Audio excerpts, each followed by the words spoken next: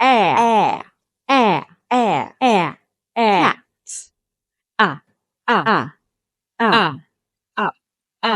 E, E, E, she, E, think, think, think, snake, snake. Now let's play a game. I show. You pronounce sound. Air, air, cat, cat. E, sheep, sheep. Think, think, think. Snake, snake, snake. Now change. I pronounce you show. Air, air, cat, cat.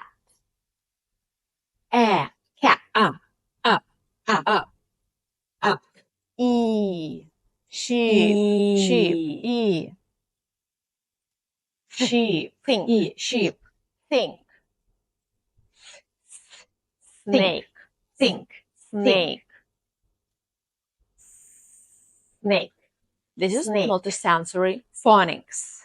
When you move while you pronounce, work your voice, your hearing, your feeling, and you pronounce better and remember faster.